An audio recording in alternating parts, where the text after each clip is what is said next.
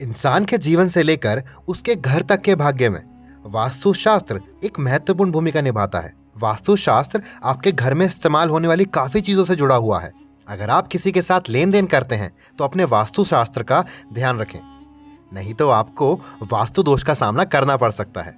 अगर आपके वास्तुशास्त्र में कुछ बदलाव हुआ तो वह आपके रोजगार के जीवन में नकारात्मकता फैलाएगा और आपको बहुत ज्यादा नुकसान होगा।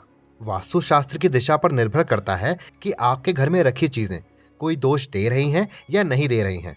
हर घर में कुछ ना कुछ चीजें होती हैं जो वास्तुशास्त्र से जुड़ी होती हैं। अगर उन चीजों का लेन देन किसी कीमत के अलावा होता है तो वह आपको कंगाल कर सकती है। तो चलिए आज हम बात करते हैं कुछ ऐसी 5 चीजों की जिनका लेन देन अगर मुफ्त में किया जाए तो लक्ष्मी आपसे नाराज हो सकती हैं। सबसे पहले हम बात करते हैं नमक की। नमक हमारे जीवन का महत्वपूर्ण हिस्सा है। नमक हमारे शरीर के लिए वरदान के साथ साथ अभिशाप भी है। नमक का इस्तेमाल खाने वाली लगभग कई चीजों में होता है। हो भी क्यों नहीं, क्योंकि बिना नमक के खाने का जायका ही कहाँ आता है, और नमक ज्यादा हो जाए तो वो जायका खराब भी हो जाता है। इसलिए नमक को खाने में ध्यान से उपयोग करना चाहिए। साथ ही नमक को वास्तुशास्त्र में भी ध्यान से इस्तेमाल करना चाहिए, क्योंकि नमक का सीधा संबंध शनि से होता है।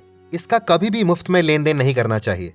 इतना ही नहीं, नमक की कभी चोरी भी नहीं करनी चाहिए, क्योंकि शास्त्रों के मुताबिक नमक की चोरी करने से इंसान की आर्थिक व मानसिकता पर गहरा प्रभाव पड़ता है। वास्तुशास्त्र में तो यह भी कहा गया है, मुफ्त में लिया गया नमक और चोरी किए गए नमक से इंसान के शरीर को रोगों का शिकार होना पड़ता है।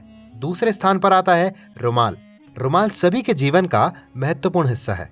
रुमाल में इंसान के शरीर से जुड़ी कई चीजें होती हैं, जैसे आपकी मेहनत का पसीना, और आपके पसीने से जुड़ी रहती है आपकी किस्मत। अगर वही रुमाल आप किसी को मुफ्त में दे देते हो तो इसका असर आपके वास्तुशास्त्र पर पड़ेगा। व्यक्ति का वास्तुशास्त्र भी घर से जुड़ा रहता है, जिसका असर व्यक्ति के घर पर भी पड़ेगा। जैसे झगड़ों का कारण व परिवार के सदस्यों में मनमुटाव होने का कारण बन सकता है, जिस वजह से आपकी आर्थिक स्थिति पर भी इसका प्रभाव पड़ता है। इसलिए रुमाल को ना तो मुफ्त में लें और ना ही किसी को मुफ्त में दें। तीसरे स्थान पर आता है लोहा। लोहा जिसे घर के निर्माण में भी अमूमन इस्तेमाल किया जाता है, और लोहे की सामान्यता शनिदेव से जुड़ी होती है। लोहे के गुणों और प्रभाव के कारण इसे शनिदेव का तत्व माना जाता है, जिस कारण लोहे का उपयोग वास्तुशास्त्र में सबसे सर्वश्रेष्ठ धातु माना जाता है।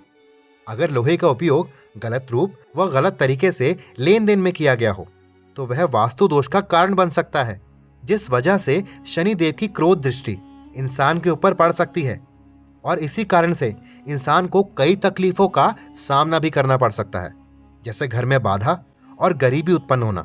साथ ही तनाव भरी स्थितियों का सामना करना पड़ सकता है। और मुफ्त में लोहे के लेन देन से सबसे ज्यादा प्रभाव घर की दरिद्रता और आर्थिक स्थिति पर पड़ता है।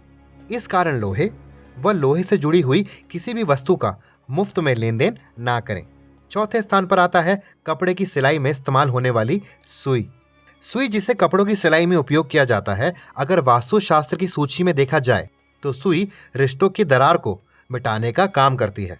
रिश्तों की नोकझोंक के बचाव में सुई वास्तुशास्त्र के सहारे सबसे ज्यादा उपयोग में आती है।